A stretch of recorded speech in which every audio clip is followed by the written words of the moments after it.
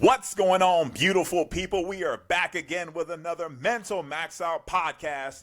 I'm your host, Akeem Robinson. And for those of you joining us for the first time, thanks for checking it out. Mental Max Out is all about helping people change their perspectives, think differently, and get out of the hole. If you're back again, I celebrate your willingness to continue growing and challenging your mind. Remember, if you like what you hear today, make sure you hit that subscribe button or whatever platform you're listening from. Share it with a friend and follow us on social media at Mental Max Out Podcast. Last week we talked about tropical storms and how sometimes those situations can overpower us and just make us feel like when they hit land, things are going crazy. In a lot of those situations, we feel like we're about to hit rock bottom and we don't know what to do. And I know what you're thinking. If you're still one of those people listening, I love to give analogies because I think they make sense. And I think they help us picture what we're going through. So that's why it was fitting to talk about a tropical storm. But this week, I want to dive into it a little bit deeper, and you might hear some more analogies. And so today we're going to talk about a little mental detox. I think when we think of the word detox, we always think of it like how to slim down those 10 extra pounds. And now that, summer's over and if you got kids, you sending them kids on their merry way and you're trying to put that winter coat on, we need to do a little mental detox. So this week we're going to dive into it and see how that helps us. So often the perception of the whole tropical storm thing, and the reason why we talked about it in the first place is because it creates a bigger storm in itself. And we tend to struggle gaining a fresh perspective on things and ongoing issues in those circumstances. And we don't really know how to deal with them in real time. It gives us a lack of clarity. And when we have a lack of clarity, we feel trapped. And when we feel trapped, we feel like we are fresh out of options. But that is not the case. And with you listening today, that's why we're always trying to dive into something deeper. And that's why we talked about that. So last week I did mention the fact that one way to gain a whole fresh perspective is to use your support system and to utilize the people that you have around you. But here's the question you should be asking yourself. But what if you haven't identified who those people are? That's your support system. Man, let me tell you, this relationship, when you decide you want to be married to someone, it ain't for the weak of heart now. Because I remember me and Allison would get into these heart-fellowed fellowships. And I would be like, babe, you need to talk to your friends. And she would be like, well, I am talking to my friends. And from there, she would think of her closest friends, her best friends, people that she shared some really good things with. And I'll be like, no, I mean those deep friends, those ones you can bring any kind of conversation to and they can help pull you out the hole. And I'll never forget the look she gave me. And she looked at me and she said, well, I don't have those kind of friends. It was kind of like that scene in Shrek where they're like, go on, donkey. And they're like, well, I don't have any friends. And I was really like, what do you mean you don't have those kind of friends? And little did I know that was the start of something new for us.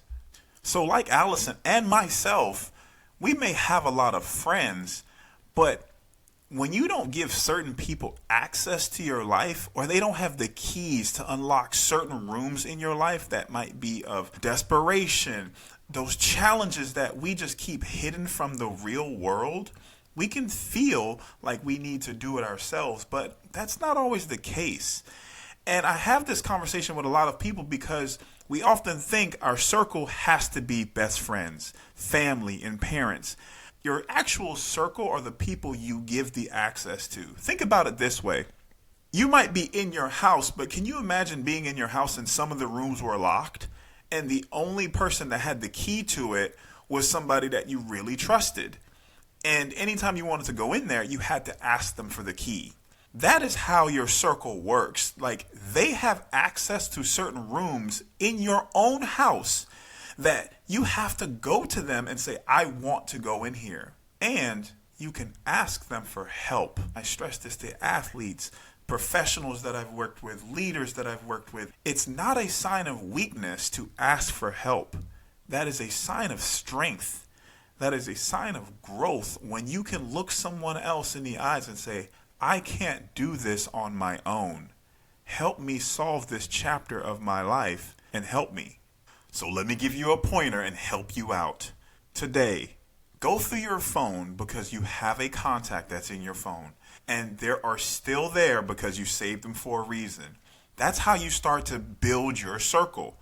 And when you figure out who those 3 to 4 people are that can identify with certain stages of your life, certain places that they have access to, now you can start to calm those storms that you might feel start to overwhelm you in your life. Your circle, remember, is a group of people that you allow to speak into your life.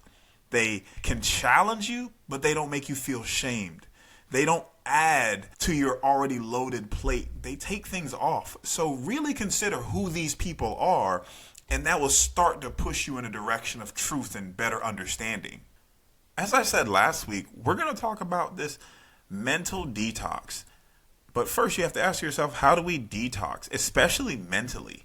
One of the first ways to detox your mind is to detox your body. When you exercise or you engage in physical activity, that's one of the ways you give back to your body and get rid of the things that are weighing you down, that are taking away from who you're trying to be or what you're trying to do.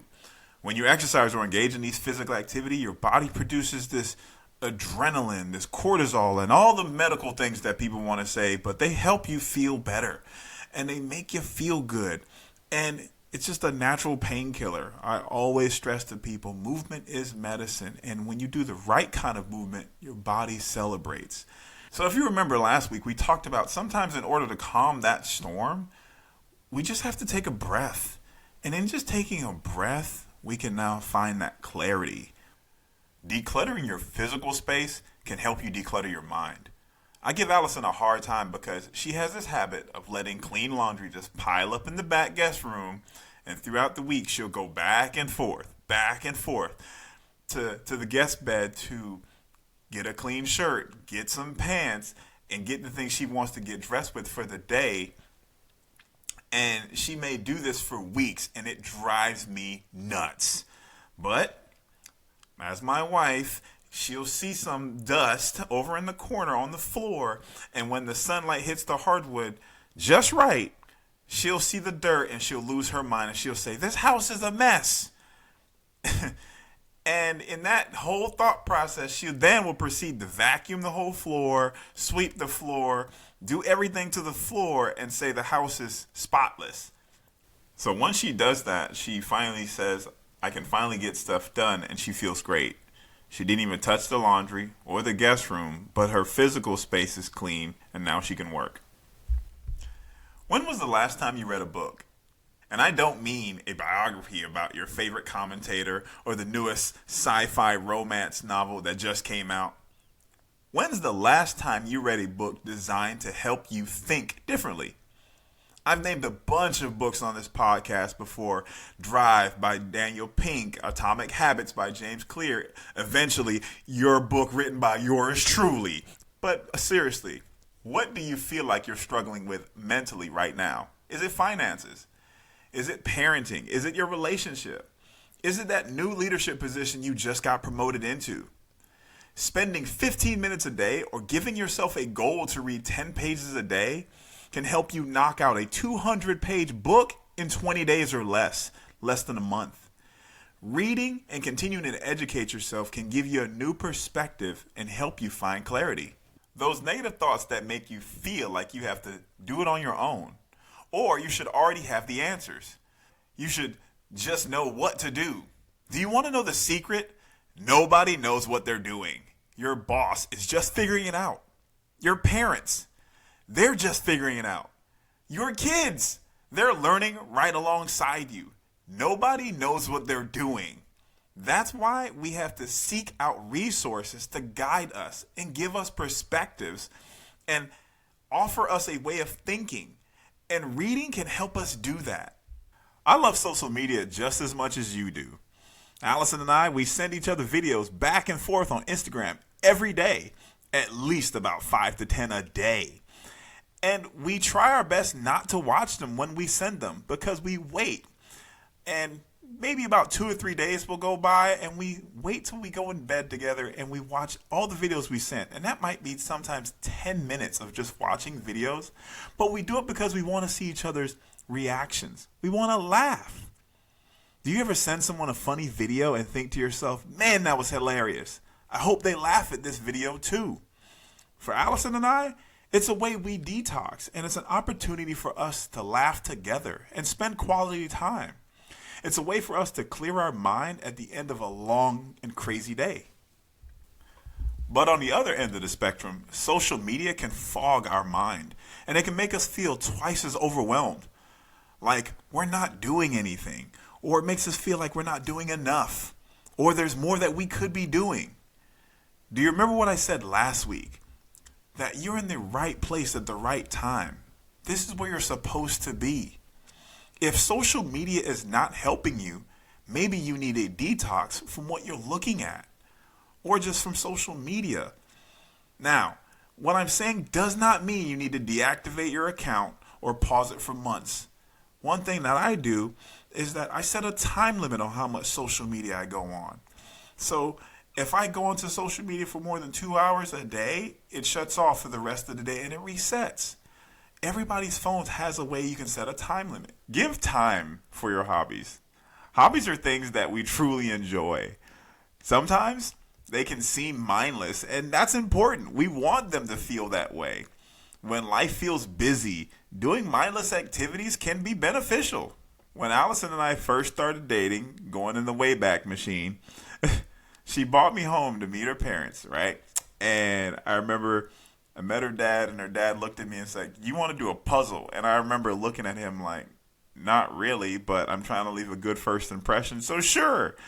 It was the most fun that I had because we just stayed up, we talked, and we had such great conversation. And little did we know, when we finished, it was 2 a.m. And that was the first time that I ever had just didn't think about anything. And it was, where's the next piece? Where's the next piece? And we got lost in the conversation. So after a while, that just became one of my hobbies. So now we always have unfinished puzzles on our dining room table. And when guests come over throughout the year, everybody contributes to the puzzle. I'm always trying to find ways to slip away from my paper and the dissertation, and I find a way to just take a few minutes and just try to find the next piece because it helps my brain go back into a state of clarity. Again, it could be exercise, meditation, prayer, cleaning, cooking, puzzles, scrolling, whatever that may be. All these things can help you detox your mind. In the beginning of this episode, I talked about your circle. And your circle is important because these are the people who we are going to help identify these potential activities. They help us in detoxing our mind. When people talk to me and tell me all the things they got going on their plate, I ask them, when was the last time you did something you enjoy? For Allison, I always say to her, when was the last time you went shopping? And she always kind of looks at me and says, oh, I just forgot about it. I have a lot of things on my plate. I was trying to do a lot of things. And honestly, it just helps her to get out of the house. It helps her to just get away from being a mom, just get away from all the pressures that she has and just take her own time to come back to. Oftentimes, we don't even realize how long it's been since we've done something we've enjoyed. At the end of the day, when we put Serena down for bed, Allison's in such mom mode and she's doing so much for this family, she doesn't realize how invested she is in everything. And just giving herself a little bit of time to get out of the house and do something for herself not only brings her back to being her best, but it brings her back to being her best for this family. For me, I spend a lot of time writing on this dissertation, and you've heard me talk about it, but I'll stay up till 3 a.m. and then I'll have a 4 a.m. alarm set for just to go swimming in the morning. And Allison has to remind me, hey, when was the last time you rested? When was the last time you just gave yourself some you time? We need these things in place to just help pull us back into not getting overwhelmed, not getting off course. And so what are those things for you to detox yourself? The thing about your circle is that you've given them the permission to speak into your life. You have a lot of people in your life right now that you can pick up the phone and call, but they just can't speak into your life because you have not given them the permission to do that. Now, I'm not telling you whether that's right or wrong. We all have those kind of people in our life. but we have a little bit more grace with the people that we do allow that space. We encourage that. But a lot of people today don't even know who those people are. So identify those people in your life. When I talk about a mental detox, I think it's easy to think of the commercials, the local smoothie place that talks about a 3-day juice cleanse, detox your gut. A mental detox is something to incorporate into your everyday life and needs to be a regular part of how you do things. Some days it's going to be crafting. Some days it's going to be sleeping. Some days it just might be exercise or limited screen time. Whatever that is, make it fit for you. Your life throws different circumstances at you every day. So you will need different things in place to detox your mind. Don't just pick one and don't just allow it to be one. Find a few that work for you and start incorporating them in your everyday life so your mind feels less cluttered. Thank you for joining us on this exciting episode of Mental Max Out. We hope today's discussion has empowered you with the insights and tools to overcome the challenges of depression, fear, and doubt. Always remember that you have a support system on this journey, and every step you take is a step forward towards victory. If you found this episode helpful, make sure to subscribe and leave us a review. We greatly appreciate your feedback as it allows us to continually provide you with the content that is most valuable to you. Stay connected with us on Instagram at Mental Max Out Podcast for a constant source of motivation, helpful advice, and a supportive community. Until the next time, keep pushing forward and remember, you have the strength within you to max out your potential. Take care and stay strong.